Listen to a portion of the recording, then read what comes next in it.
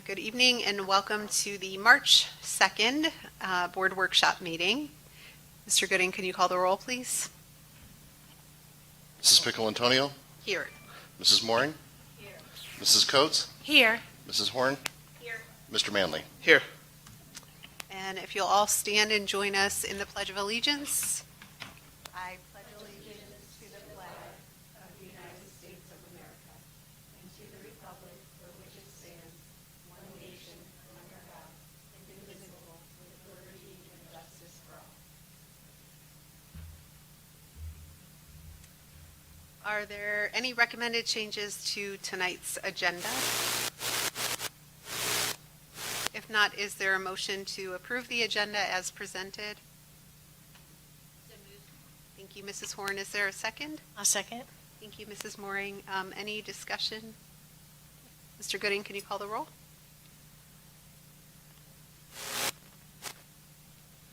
Okay. I like this.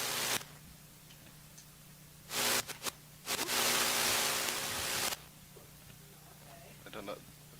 We're good there. Okay. Mrs. Mooring? Here. Yes. Mrs. Coates? Yes. Mrs. Horn? Yes. Mr. Manley? Yes. Mrs. Pickle-Antonio? Motion carried. We are on to director reports and discussions, and it looks like we are going to start this evening with Mr. Lofton from the business office. Good evening. For me, I'm just going to give a quick report on all the construction that we have going on and a few other things. At High Point, we do have an equipment delay with variable frequency drives. It's kind of a nice way to say money-saving opportunities so that you're not running a pump as quickly as possible. But they've been delayed, so we're working on a fix to get us through until they arrive. But the lead time is extended on us. So playground equipment has been installed, and shortly we will be adding stone and mulch so that we can get the playgrounds open as quickly as possible. And then this summer, soft play surface will be installed underneath the equipment. But it has to be 50 degrees and rising consistently for us to be able to put that in. So at least we can have our students using the play equipment until the summer, and then we'll do the soft play surface. Finally, Russilli is still working through the punch list at both schools. It is, those usually start off at a couple hundred, and they dwindle down to the last few, and we're at the last few. I think there's maybe 10 at each that they're still working through. For Middle School East, we had a pre-construction meeting today with the city, which is the green flag, if you're a racing fan, to get us going. So Russilli, everything went great during the meeting, and Russilli will start construction probably the 6th on Monday. You'll start to see fencing go up, start seeing some dirt being moved.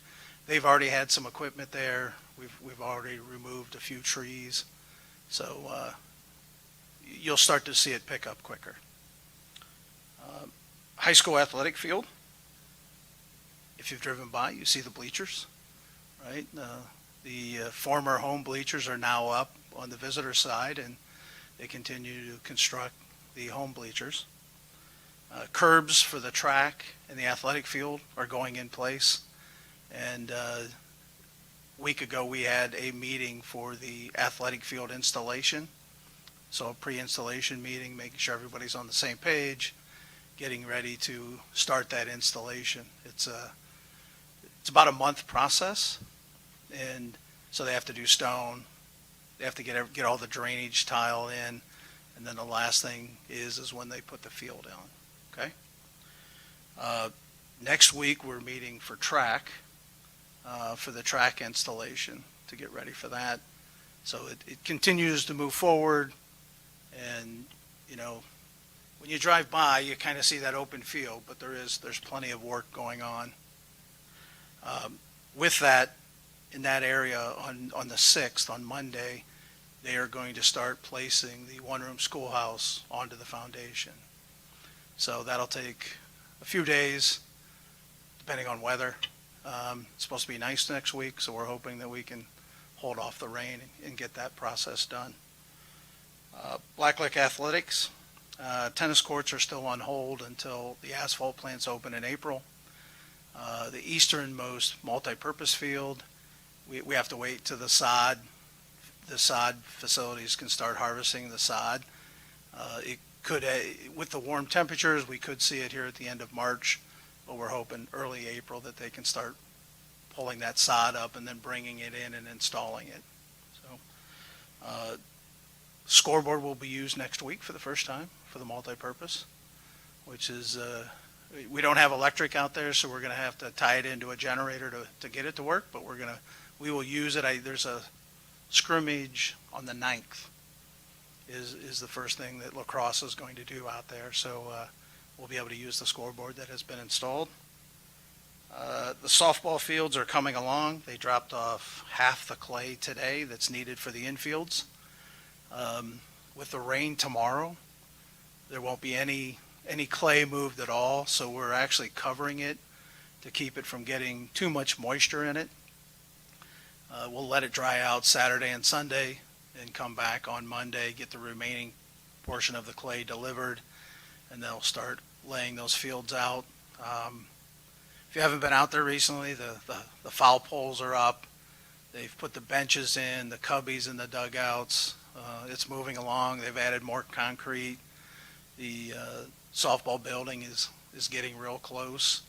It looks like we will get the stairs earlier than we thought, almost a month earlier, which is great for us.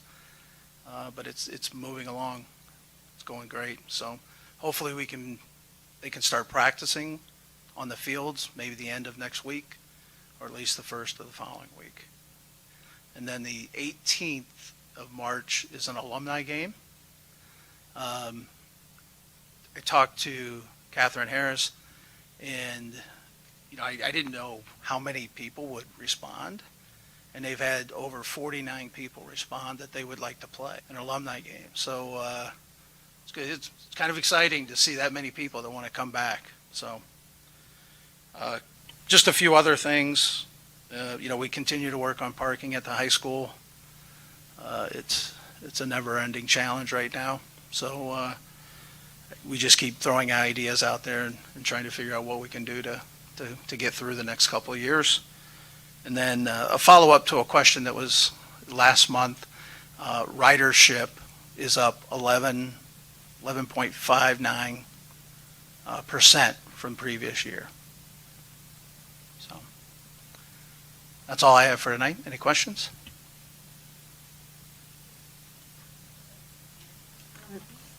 When will the electricity be pulled at Blacklick Athletics so that you won't have to rely on generators? So it's pulled.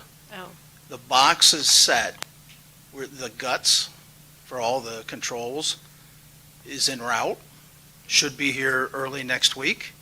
So as soon as they arrive, we've pulled all the cables that needed to be pulled. We'll have to hook them up, test it out, and make sure it's in good shape. So we should be in good shape I'm hoping by the end of next week. So. Any other questions? Go ahead, Mrs. Horn. So I was out at Blacklick yesterday. So one of the questions, it looks great. I mean, the fields look great. The question I have is on the tennis court side. Are we going to be opening that up to Reynoldsburg, New Albany? I could see that asphalt goes so far, then it just stops. We're working with Franklin County Okay. to work into that and be able, there's a few things we have to talk about, whether there needs to be a turn lane, and we just need to work through with Franklin County before we're able to make that connection. Okay. But So that hopefully- connection won't be made until all of that is worked out. It would probably end up being the last thing, Thing to- because if we okay. do have to put in a turn lane, then. Right. There's a lot more There's a going lot of on. work that has Yeah. to go. So. Okay. And then just a follow-up to the question that you answered on ridership, was that though, the year of the pandemic? That's So exactly my question. if we go back to our last normal my question, year, too. what does it look like? It's 11% from last year. last year. Yeah. Last year, I would say, still isn't a normal year. Right. So going back to Yeah. pre-pandemic, I would just be curious to see how much of it, 2019. Yeah, we can look at it. Okay, And then just to we can see respond. if it's similar. We do have those numbers. Okay. If you want to talk. So right now, total. Sorry. Total count 42 or 4,218, and that's everybody that's public, non-public, special ed students. And back in, you want to say 19? Is that the year? 3,788. So we're 420 students more than back. As a roughly Percentage. 10, probably 10 to 12. No, but that's students to total population, students to Oh. total, so what percentage, because Of- we've had growth, so what? Okay. do you know We're what I mean? using, the numbers and the difference in the numbers from the Right. past, but the enrollment may be higher, so Right. my guess is the So fact it's not that we're as roughly big of an increase 50%. on a relative basis Right. as just the raw numbers, right? Yeah, and that's not how we didn't look at it that way. But Right. we can look at it and pull those other numbers and compare them. Just, I would just be curious just to kind of see. And I think we were looking at it from budgeting purposes to say, are we kind of reinstating our values and our driver needs and everything back to what it kind of used to be when we were in full operation? Because like you said, it's kind of been slowly recovering from the Got it. pandemic. Thank you. Any other questions? Okay, thank you. Let's see, we are on communications. Mr. Starkey. Evening, members of the board. If you recall, last month I gave wave tops of a lot of different things that the communications department tackles.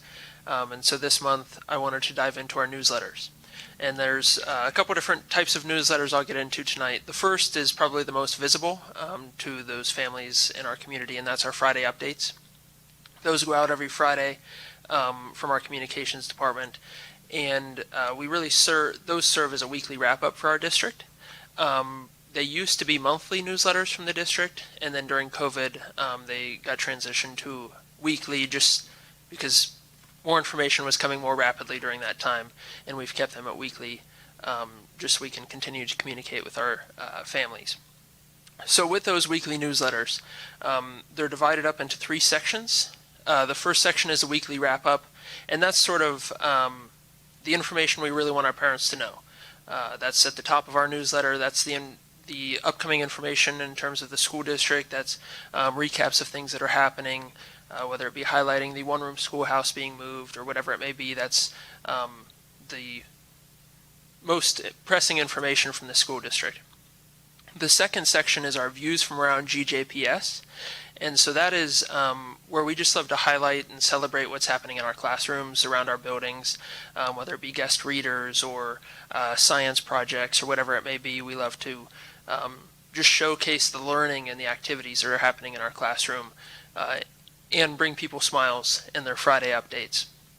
The third section is our Too Good to Miss section, and that's sort of our bulletin board. That's a lot of flyers, that's a lot of upcoming events. It was a great spot for us to put our flyer for today's support staff job fair. So it's just a great area for us to put information for our community in terms of upcoming events. And so we're really purposeful with what we put in those newsletters. And we sort of collect everything from the week and put it in those newsletters because we want people to read those newsletters. We want them to be excited to read those newsletters, to learn about what's happening in the district.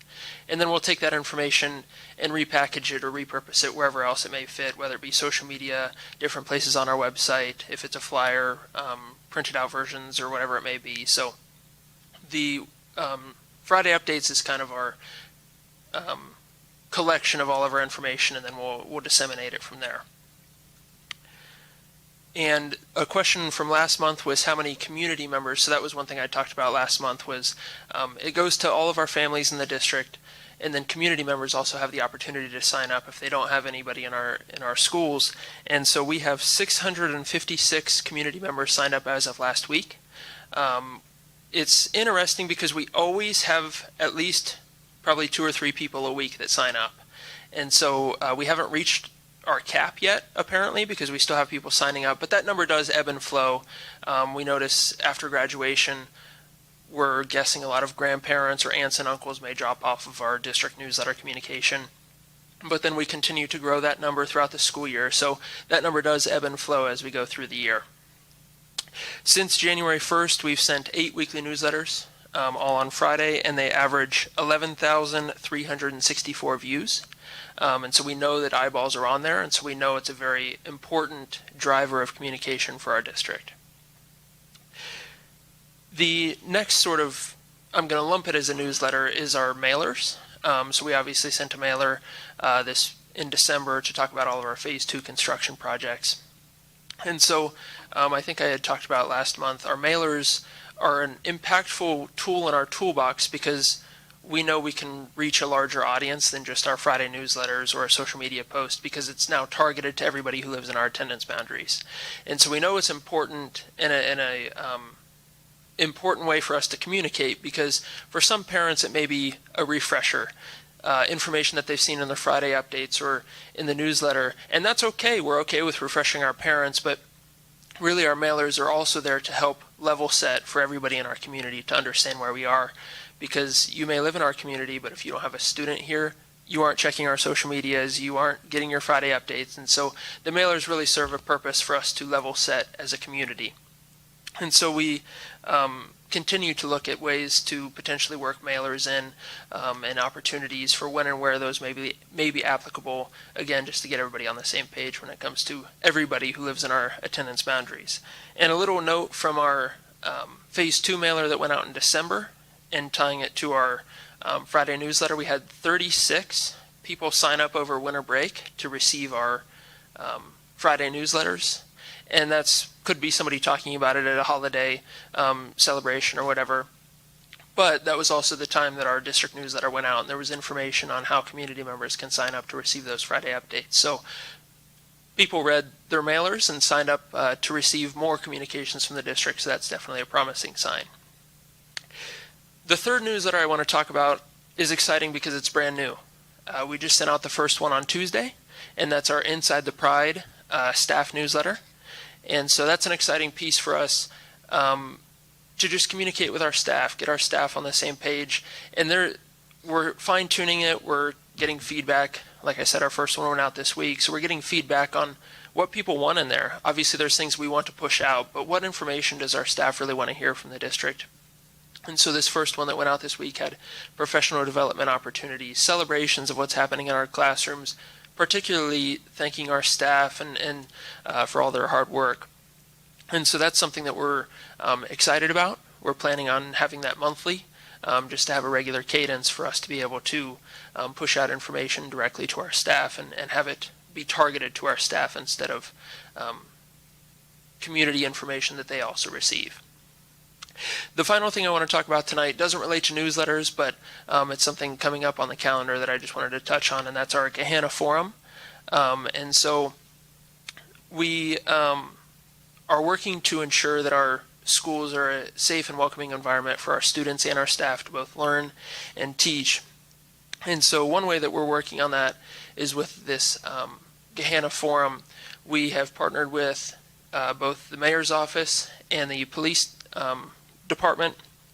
And so we're putting together a presentation for both district leaders and local governmental leaders that will go through ways that we are trying to work on ensuring safety in our buildings, trying to dissuade negative behaviors, tips for parents.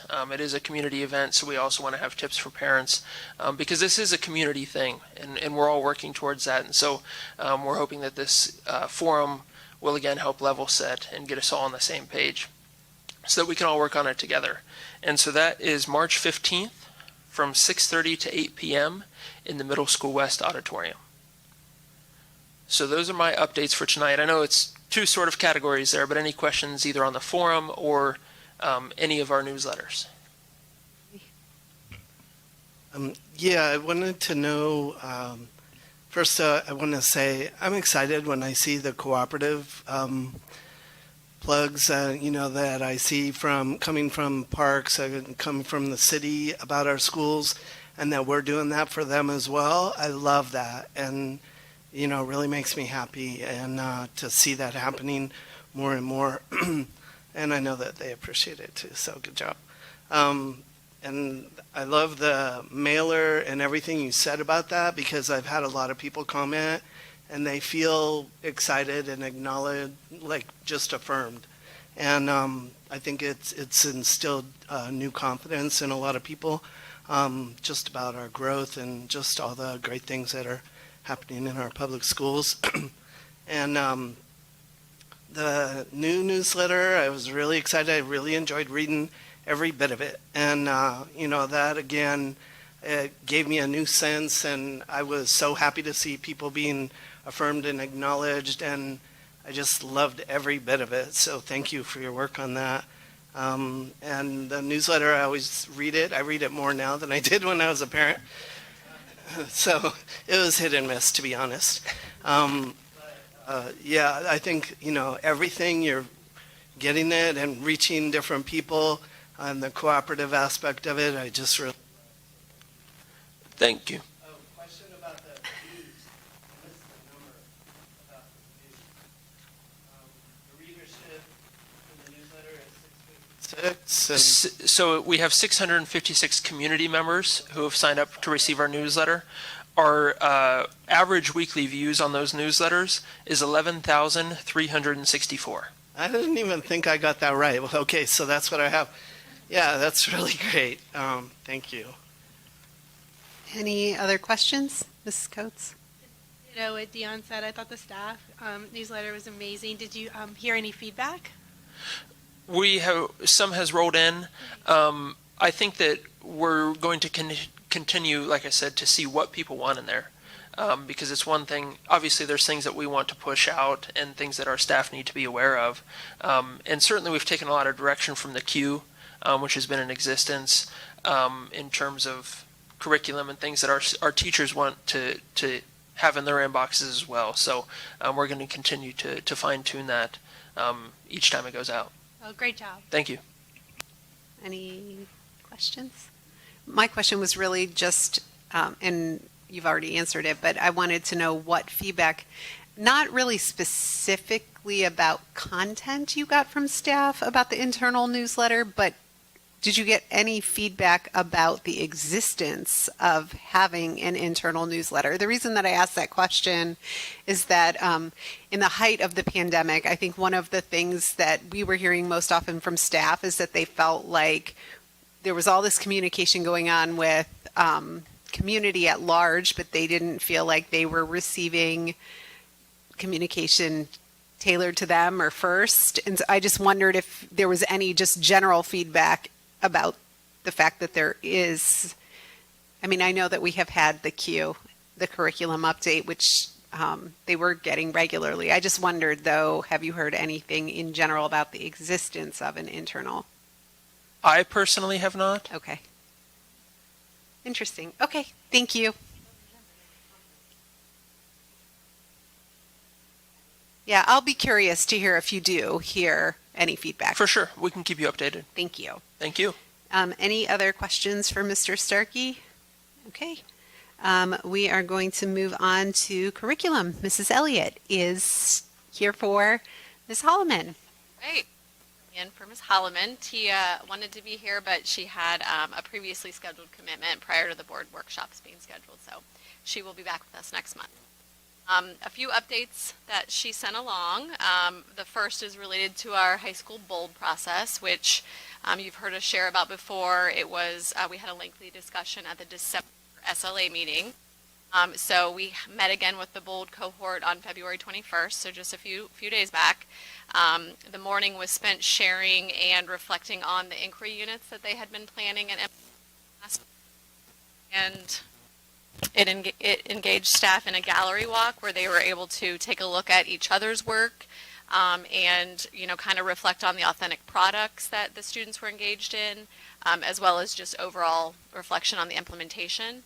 A major theme that came from the teacher reflection was that there was increased engagement by students. so that was a positive. The teachers, we had previously shared that the teachers had worked on narrowing down to 2 learning models we were going to be looking at, inquiry and challenge-based. And so the afternoon was set for the teachers to be exploring the challenge-based learning model. And during that learning, the teachers quickly noticed that there are a lot of similarities between the challenge-based and the inquiry-based. And so together they decided that they really wanted to move forward with inquiry-based as the learning model. And so the rest of the afternoon was spent with them engaging in planning efforts for their second inquiry unit that they are going to be implementing this spring. We're excited for that piece. We will meet again with them on May 3rd to debrief that second round of inquiry units and lessons, and then be working on setting what the academic expectations will be and preparing for the professional learning for the rest of the staff that will happen next year.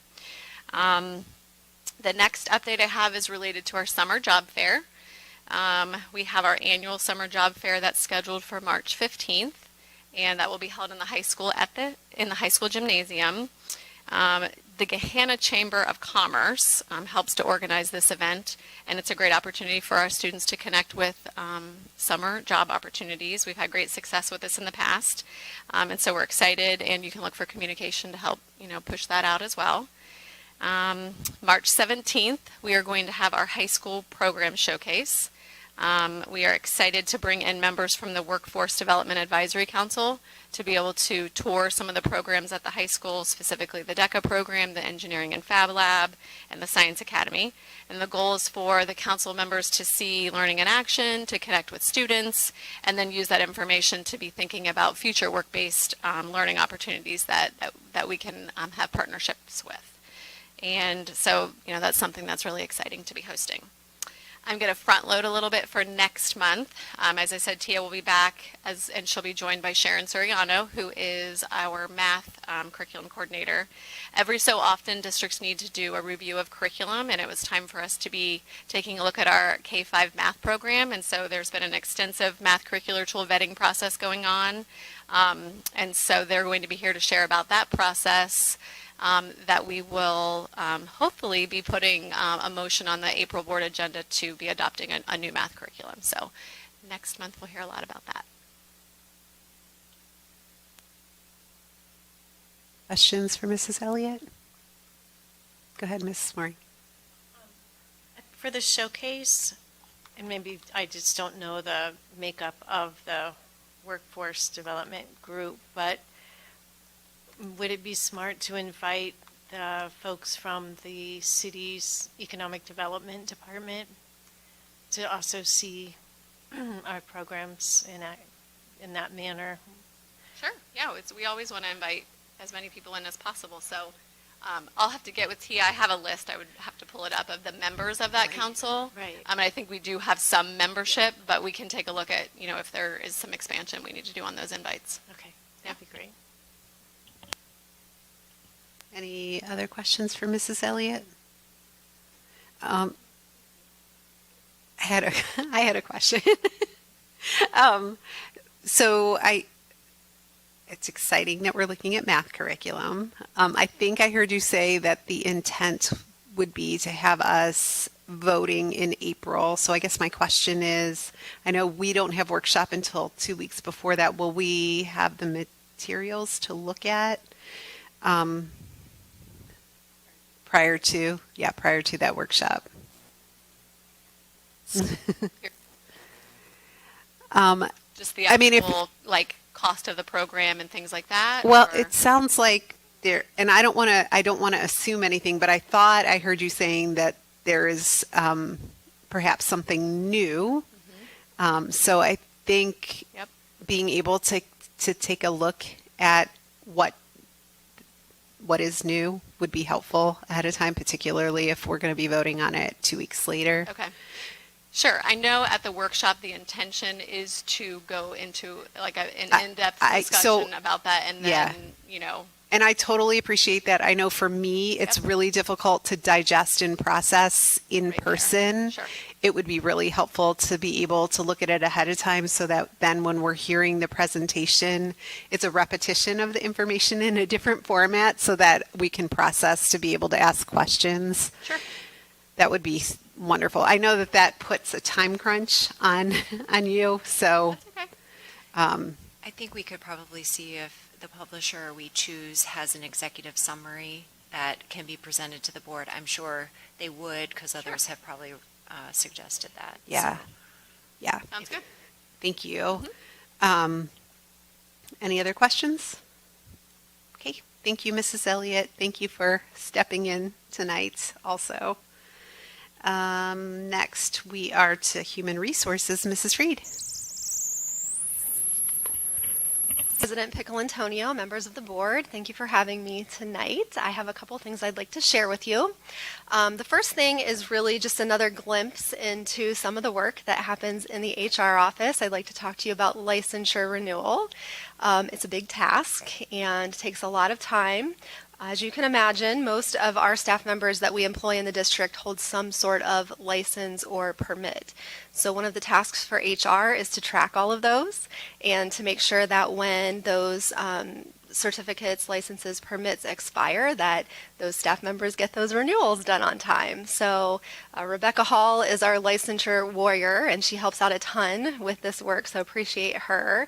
One of the things that we do from the beginning is in December, all licenses and permits expire over the summer. So in December, we start sending out emails to notify those staff members that they're due to renew that following summer. The emails are pretty detailed. They let them know exactly how to renew. We have a checklist for certificated that steps them through the process because they have several steps that they have to take, such as getting a background check if they haven't had a background check and things like that. So Rebecca takes care of all of that, and we've done, I think, a pretty good job of outlining those requirements for them to try to make it really easy. If you aren't aware, licensure renewal is actually governed by Ohio Revised Code. It's 331922. So it outlines not only the requirements for renewal of licenses, but also how our team in the district goes about approving those licensure renewals. So that's our LPDC, our Local Professional Development Committee, who is charged with keeping track of our continuing education hours, approving individual professional development plans, and also approving continuing contact hours for our teachers. So ODE issues several different types of licenses and permits. Thinking about teachers in particular, there are 3 main types of licenses that they may be awarded. When teachers originally come into the field, they are awarded a 4-year resident educator license. So that's a license that lasts for 4 years. And there are some really specific requirements that they must go through in order to transition that license to a professional license. They have to go through 2 years of mentoring, so we assign mentors to them for their first 2 years. During that time, they meet weekly with their mentors the whole entire school year and do reflections every single week. So that's a big commitment on the part of our mentors as well. We really appreciate the work that they do in supporting our new teachers. The 3rd year of resident educator is the assessment year. So that's the year that they take their big assessment, and they have to do a video to show their teaching and show everything that they've learned through those first 2 years of mentoring. In that 4th year, it's a leadership project. So we want them to take their skills that they've learned the first 3 years and put that to the test in some leadership work that will happen. So they get to pick the project that they want to do, and they present that to the group at the end of the year. So RESA is actually getting ready to transition from a 4-year program to a 2-year program, which I know our new teachers are going to be excited about. So they'll be able to do that 2 years of mentorship along with their assessment in their 2nd year to be able to transition their licenses a little sooner, which I think it's a good plan for them. So beyond that 4-year resident educator license, teachers will then transition to a 5-year professional license. And that's when that LPDC work and the work of continuing education credits starts to kick in for them. When they are renewing a 5-year license, they have 5 years to complete those commitments. They have to have an individual professional development plan in place in order to receive any credit. So we're really clear on getting communication to them to make sure they create those, what we call ippy-dippies, really early on. because they can't get it. If they take a class and they don't have an IPI-DIPI, we can't count it for them. And that's part of that Ohio Revised Code that I was talking about. Those are the legal requirements that our LPDC has to follow. So that gets really frustrating if they forget to do that IPI-DIPI and they've done a master's or something like that. So we try to stay on top of that and make sure that they're aware of those requirements. In order to renew a 5-year license, they must complete either 6 semester hours of college credit, 18 CEUs, or 180 contact hours.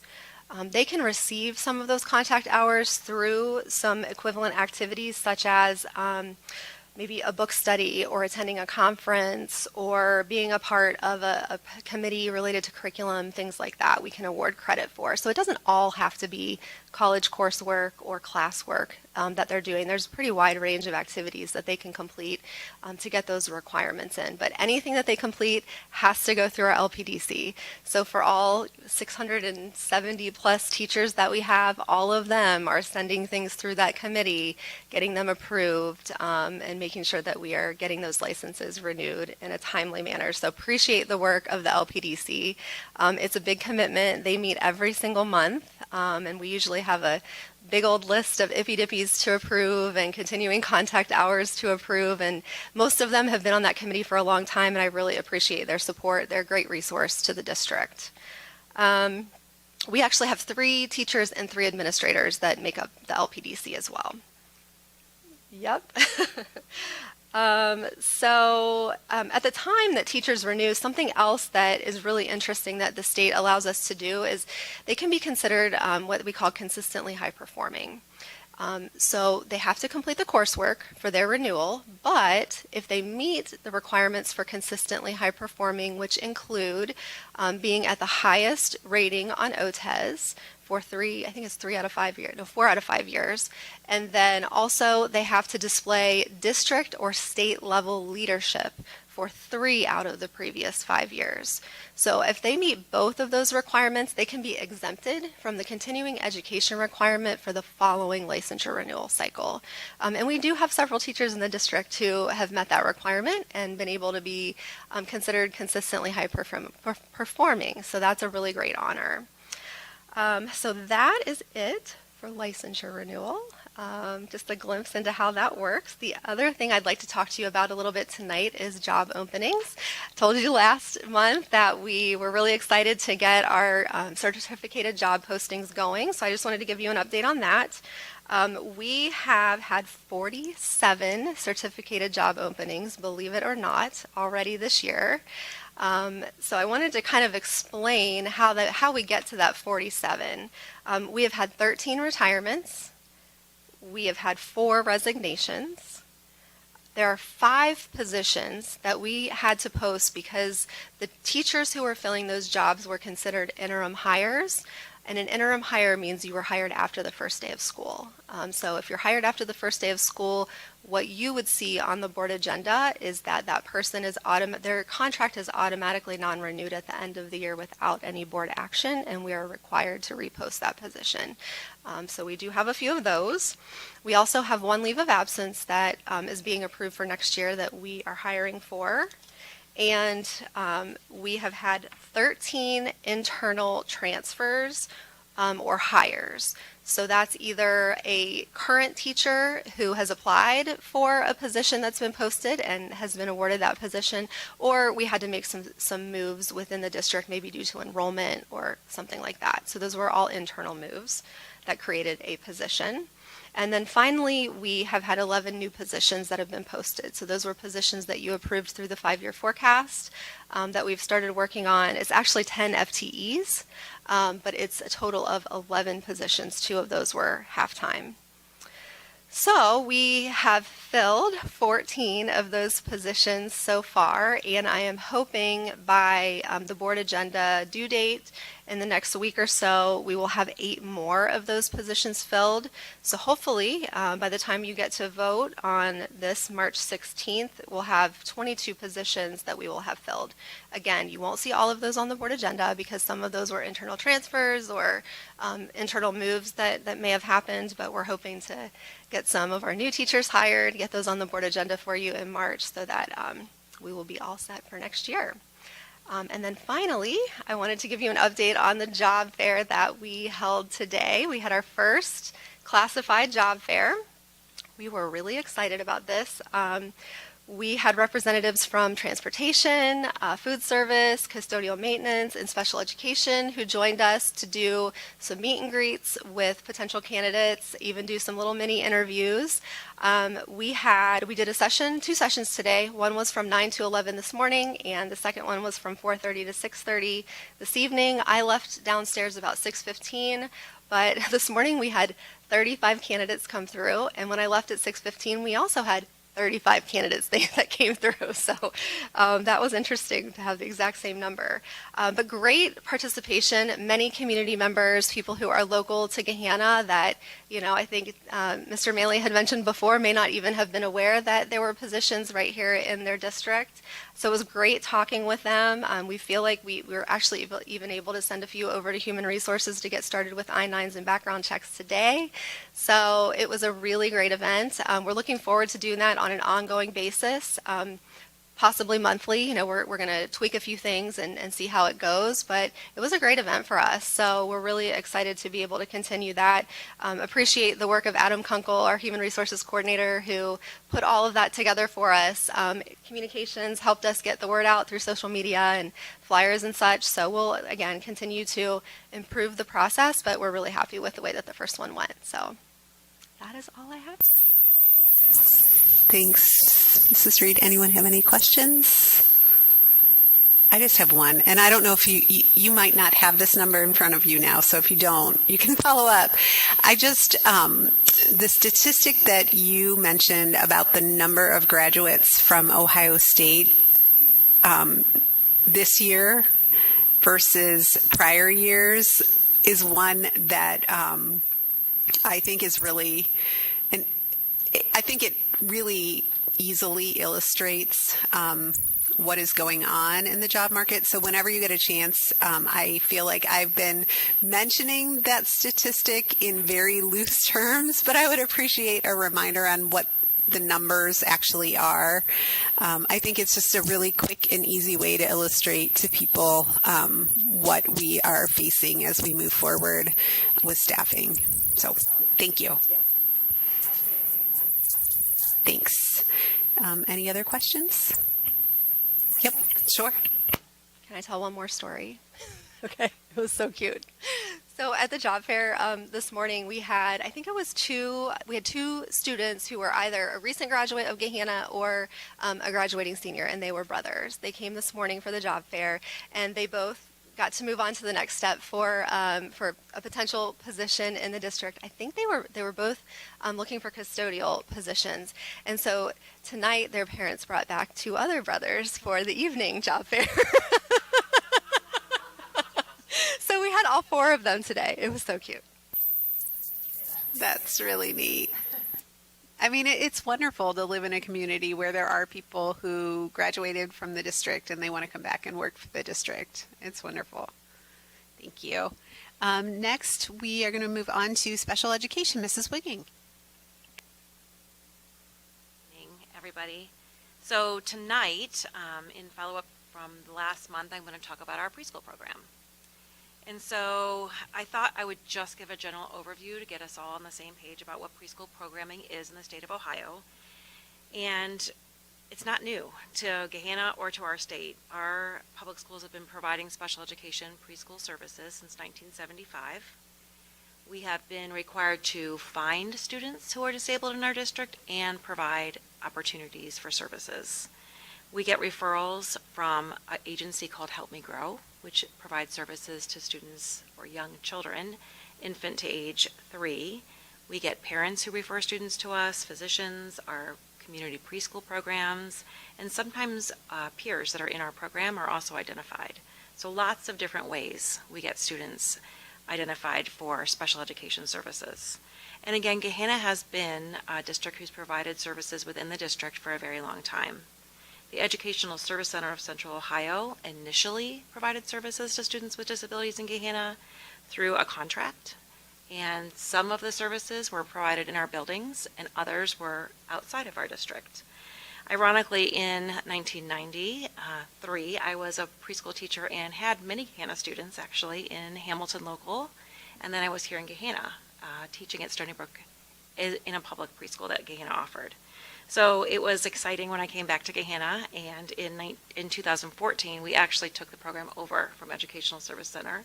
We had 5 classrooms in our district at that time in the elementary buildings. And this year we are operating 10 classrooms. We have 1 itinerant teacher and 2 Head Start classes. So we have grown a lot since I was a part of the program, and we just continue to grow, which is very exciting. So we identify students, and then once a student is identified, we as a team need to provide what's called free appropriate public education. And we need to provide that in what's called the least restrictive environment. And our district provides many opportunities for students to come to our classrooms here in Gahanna, mostly at Clark Hall, but also at Goshen Lane. But sometimes students are provided services in community preschools. We go to them, sometimes in their home, and sometimes we send students to separate schools because their needs are greater than what we can provide. Examples might include Ohio School for the Blind, Ohio School for the Deaf, or Franklin County Board of DD. So in order to provide that continuum of options in our district, we are also a district who provides peer model opportunities. So we have students who come to our district who pay a nominal fee, nominal tuition, and we provide students the opportunity to be with peers for ages 3 to 6. Our programs are also required to be operated under Ohio preschool licensing rules through the Ohio Department of Education. And so all of our programs are licensed through ODE, and we do follow all licensing rules. All of our staff are adequately licensed to meet those annual training requirements and Ohio Department of Education licensing requirements. We also need to maintain our staff ratios different than some of the school age rules that are in place. We are required to report on all of our earning and learning assessments, and we are proud to report that we are a 5-star Step Up to Quality preschool here in Gahanna, and some of you may have seen our banner.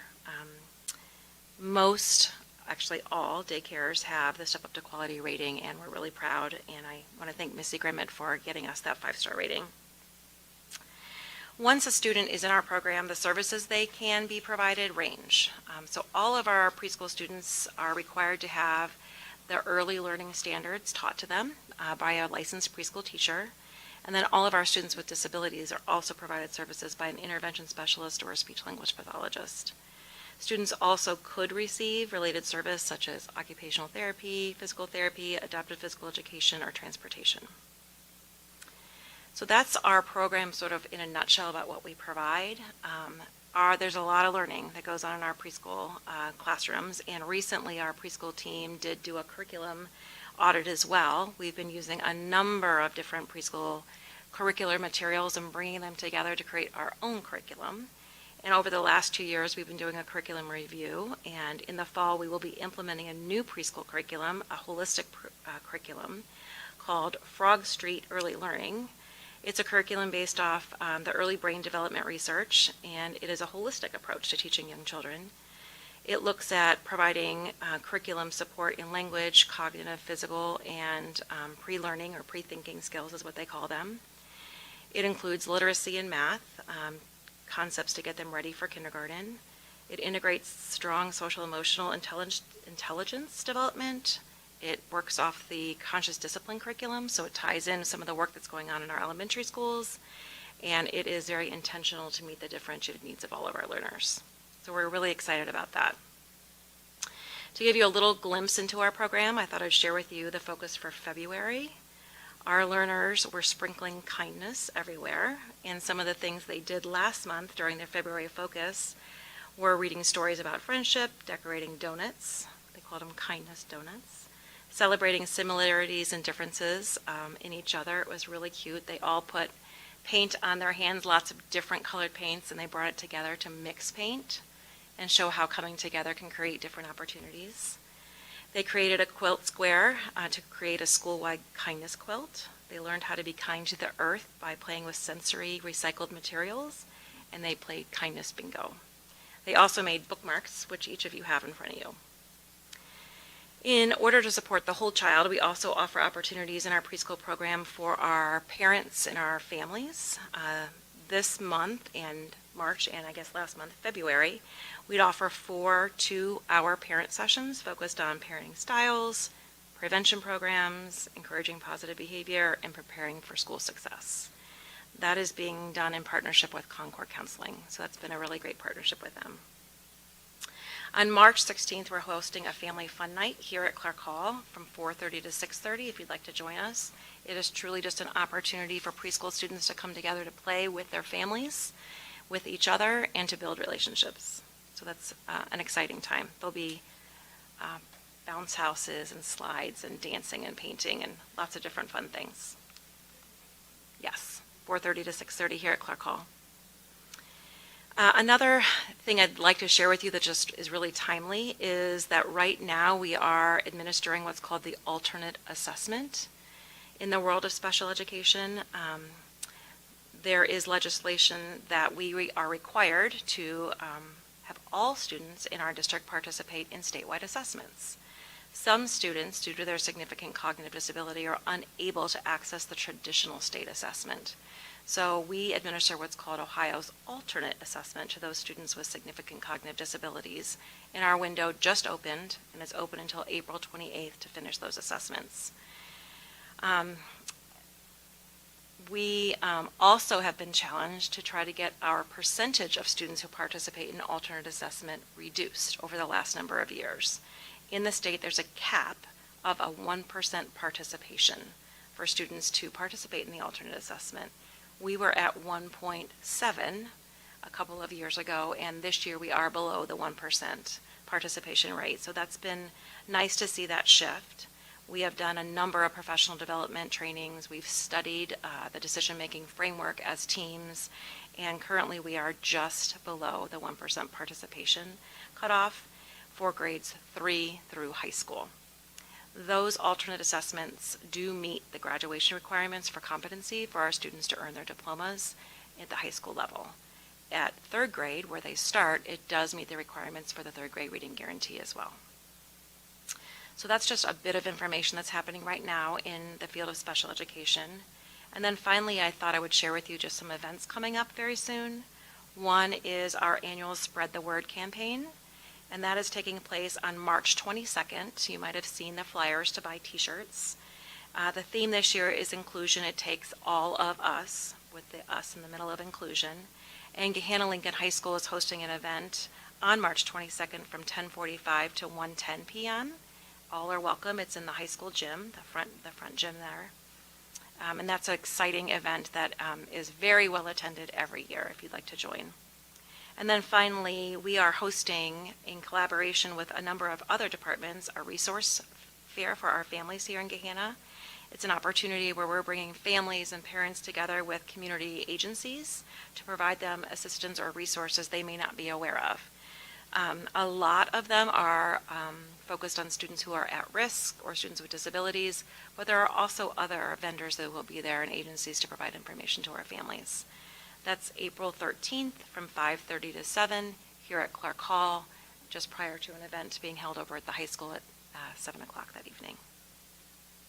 So those are a few things I thought I'd share, and I am happy to answer any questions you may have. Questions for Mrs. Wigging? Sorry. Go ahead, Mrs. Coates. No questions, but just a big thank you. If you could please tell the preschool students and teachers that we appreciate the bookmarks. Yeah, and their fingerprints. Yes, I love that part. Any other questions? The Community Resource Fair, is that the first time that we're doing a fair like that? It's the second. We did one the year before COVID. And That's it was right. a huge success. And we're fortunate to be able to bring that back this year. So I don't remember, how do we get word out to the community about the fair? I mean, I think it's wonderful. It's, like you said, it's a fantastic way to connect families with resources beyond just the school district. How do we let people know? So we'll be working in collaboration with our communication department. That's who created our flyer, Okay. actually. Okay. Fortunately. So Judy's been helpful with that. And our teachers are all going to send it out to our families sometimes we find that intimate connection gets the word out a little bit more loud, I guess. And so that'll go out. We have it in with Judy, and Eric will help us as well. And the vendors will be countywide resources that are available to Right. families. That's wonderful. Right. That's They, great. I think we're at 38 right now. 13th. You said 38 38 vendors? agencies. Oh, 38 agencies, yeah. Yep. That's wonderful. Any other questions, Mr. Manley? Two things. One, the staff ratio difference. Sure.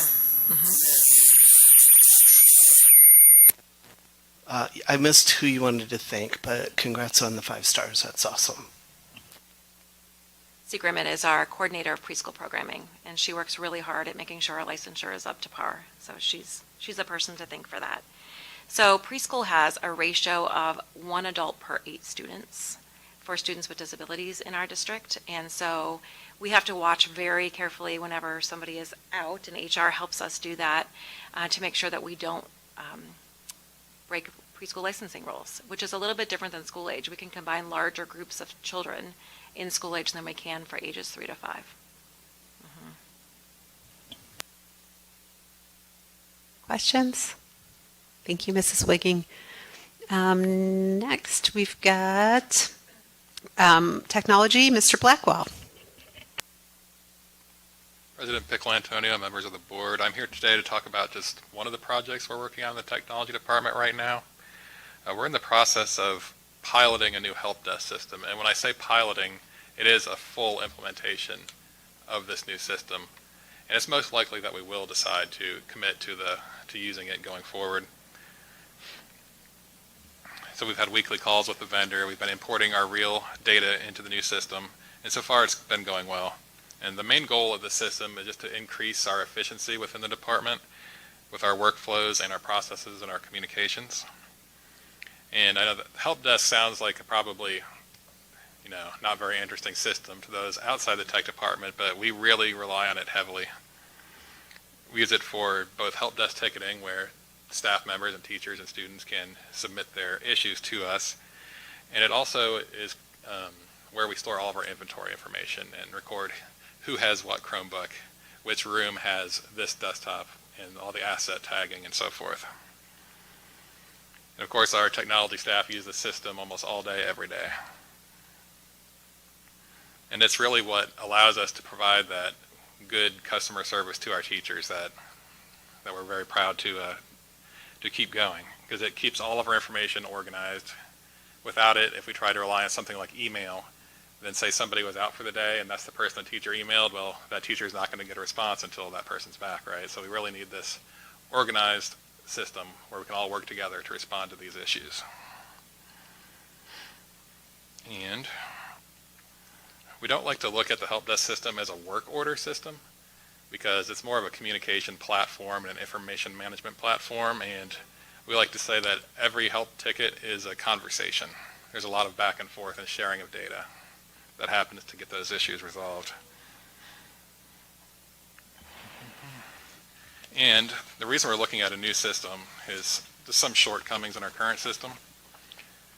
We've used the current system since 2016, and in the beginning it met our needs, and it still meets our needs in some ways. We've processed over 54,000 help tickets through it, and we've tracked 28,000 assets. But some of the reasons it's no longer meeting our needs is that the vendor has pretty much abandoned the product. It hasn't received any new updates or new features in pretty much since we started using it back in 2016. And also, it's not very user-friendly for people outside the tech department. It's kind of clunky and hard to use for teachers and students to try to use it. And it's also not designed for K-12, and it's not well-suited for a K-12 one-to-one Chromebook program.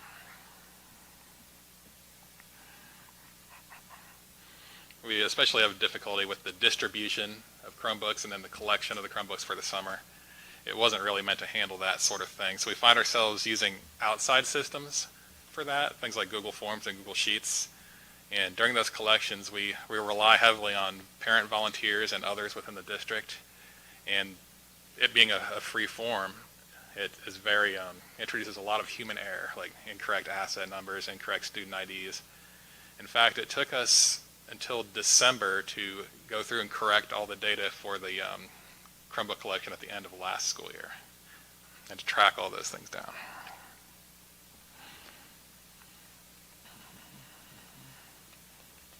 And we rely on secretaries and librarians at our different buildings to help us swap out those broken computers for students, and we couldn't provide that quick service without them, so we're very thankful to have them helping. But the current system also makes things kind of difficult for them. Like, they'll often need to know, like, what student does this Chromebook belong to? Or does this student have a Chromebook assigned? And if so, which one is it?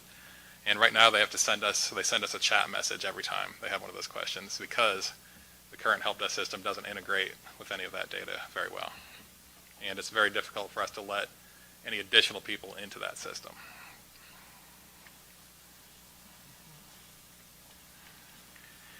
And when they do a computer replacement for a student, the way it works now is they key in the information into a Google Sheet, they physically make the swap, and then people in the tech department have to look up that data in the Google Sheet and then fill it into the other systems. So that when we receive that device back from the student, we have it set up in the other systems so we can do the repairs and assign any needed fees and so forth. So the increased efficiencies in the new system, well, the first thing is it's specifically designed for K-12.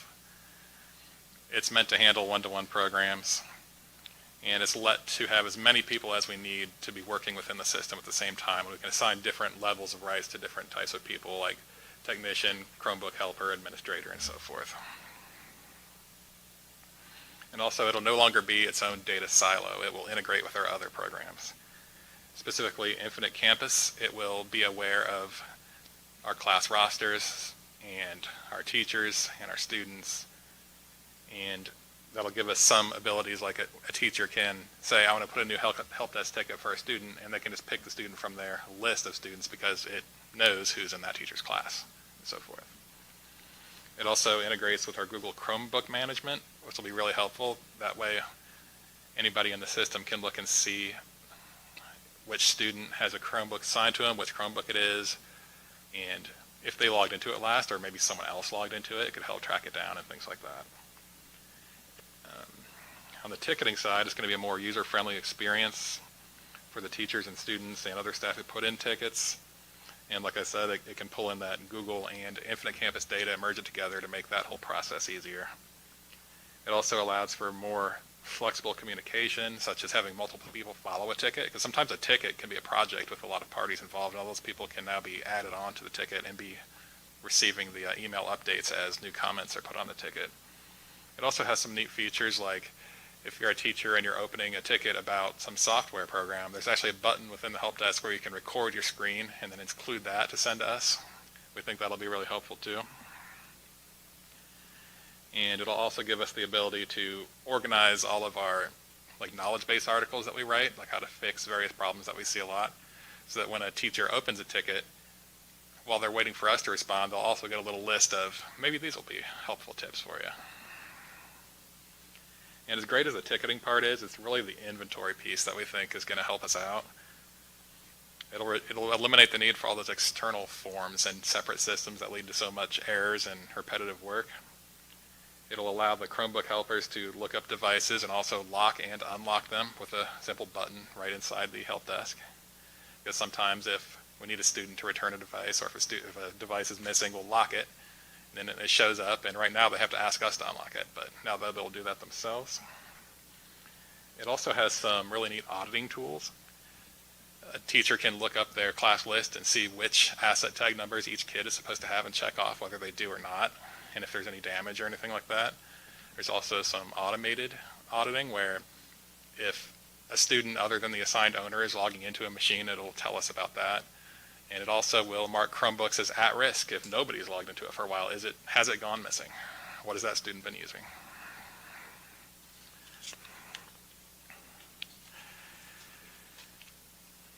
And so we think this will greatly increase our efficiencies. We hope to have the inventory collection part launched for the end of this school year, so that when we have all the kids turn in all those devices, we can actually do that within the new system and then fully launched for ticketing for next school year. And it's definitely been a lot of work to set up so far, and we have a lot more work to do, but we think it'll definitely pay off in the end. And then I just had at the end here a few statistics about the help desk as it is now. In the last 30 days, there have been 878 tickets opened, 1,100 updated, 862 closed, and there have been 194 broken Chromebooks turned in for repair. And that's in the last 30 days. I looked it up right before I came here. So that's all I had for today. Are there any questions? Go ahead, Mrs. Horn. So great work on that. For next year, but did you say that it is being implemented now? It, like, part of it, it's just being piloted now? I missed that part. The licensing works is you can pay a small fee and do a pilot implementation. Okay. And since they have somebody working with us every week, you do have to pay for it. It's not like a free trial, so it's sort of like a paid trial or trial implementation. But you've already made the decision to move to that platform. You're just working out the kinks. That's what I was Yep, confused yes. with. Okay. And unless we come across some really big shortfall that we haven't seen yet, then I think, yeah, we're almost certain to choose to move forward with it next school year. Wonderful. Thank you. Any other questions? Thanks, Mr. Blackwell. Any other questions in general? Okay. If not, is there a motion to go into executive session pursuant to revised code 12122 G4 for the purpose of discussing preparing for conducting or reviewing negotiations or bargaining sessions with employees? Thank you, Mrs. Horn. Is there a second? I'll second. Thank you, Mrs. Coates. Any discussion? If there is anyone watching, when we go into executive session, we will go into a separate room. The stream will have a screen up that says that we're in executive session. We will not be taking any board action after executive session except to adjourn the meeting. Mr. Gooding, can you call the roll, please? Mrs. Coates? Yes. Mrs. Horn? Yes. Mr. Manley? Yes. Mrs. Pickle Antonio? Yes. Mrs. Mooring? Yes. Motion carried. Thank you. It is 7:38 p.m. We will take a brief recess and then go into executive session. Thank you, everybody, for the presentations and answering our Thank you very questions. We much. appreciate Thank it. you. Great reports.